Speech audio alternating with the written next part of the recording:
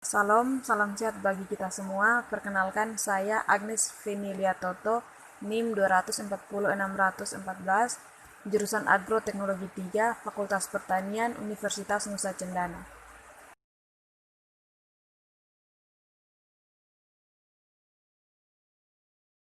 Dunia setiap tahun mengalami peningkatan kebutuhan pangan bagi penduduk. Upaya peningkatan pangan dunia telah dilakukan secara spektakuler melalui apa yang disebut dengan revolusi hijau. Revolusi hijau sendiri adalah kombinasi sinergi antara varietas unggul berproduksi tinggi dengan input kimia yaitu pupuk dan pestisida. Revolusi hijau telah berkembang melipat gandakan produksi pangan dunia. Selanjutnya, ciri-ciri revolusi hijau terdiri dari yang pertama tumbuhan yang ditanam khusus, kedua menggunakan bibit unggul, ketiga pengelolaan tanah yang maju, keempat penggunaan teknologi modern. Latar belakang revolusi hijau didasari oleh berbagai masalah yang berkaitan dengan kehidupan masyarakat, yaitu masalah pertambahan penduduk lebih cepat daripada pertambahan hasil produksi pangan dunia. Seorang ahli bernama Robert Malthus mengemukakan bahwa pertumbuhan penduduk mengikuti deret ukur, sedangkan pertumbuhan pangan mengikuti deret hitung.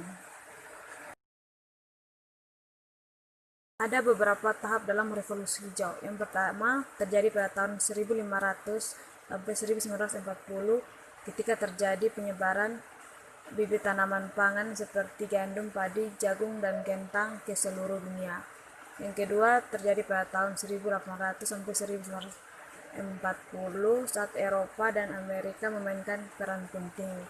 Yang ketiga terjadi sejak Perang Dunia II, yaitu sejak tahun 1939 sampai kurang lebih tahun 1979 yang ditandai dengan dilakukannya seleksi bibit dan persilangan genetik atau varietas tanaman yang lebih tahan terhadap hama seperti serangga dan penyakit.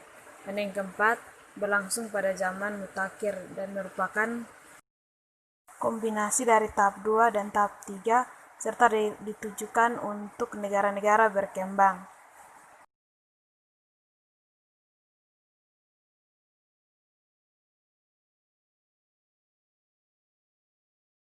Sedangkan penelitian revolusi sendiri pernah dilakukan, yaitu yang pertama pada tahun 1962 di International Rice Research Institute di Filipina melakukan pemulihan padi sehingga menghasilkan beberapa varietas padi unggul berproduksi tinggi, tahan hama, penyakit, dan batangnya pendek sehingga tahan reba.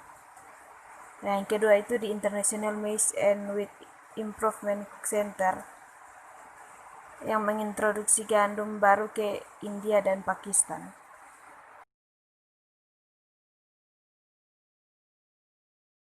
Sedangkan Norman Borlaug menerima penghargaan Nobel dalam bidang kemanusiaan pada tahun 1971 karena dipandang sebagai konseptor utama dalam gerakan revolusi hijau. Pun kelebihan dan kekurangan dari revolusi hijau yaitu pertama kelebihan yang pertama petani disediakan kredit untuk membeli benih unggul dan sarana produksi.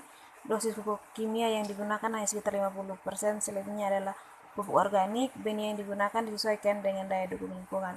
Sedangkan kekurangannya yaitu terjadi penumpukan hasil di beberapa tempat yang tidak dapat diserap atau disalurkan secara baik karena ketidaktersediaan tempat penyimpanan dan transportasi.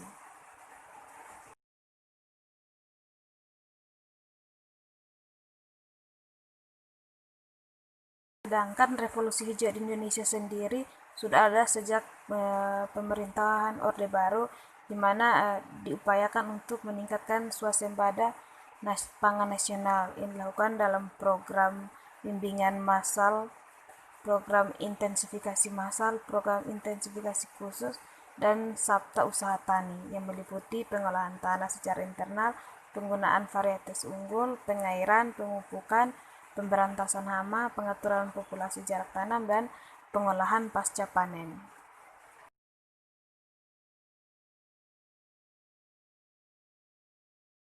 Selanjutnya, terdapat 5 usaha pokok meningkatkan produksi pangan antara lain intensifikasi pertanian, ekstensifikasi pertanian, diversifikasi, rehabilitasi pertanian, serta mekanisasi.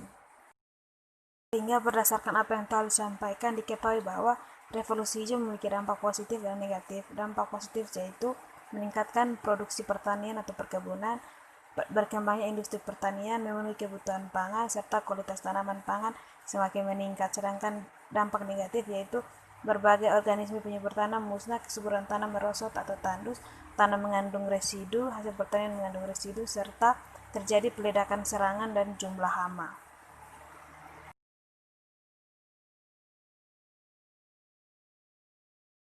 Demikian yang dapat saya sampaikan mengenai revolusi hijau. Saya ucapkan terima kasih.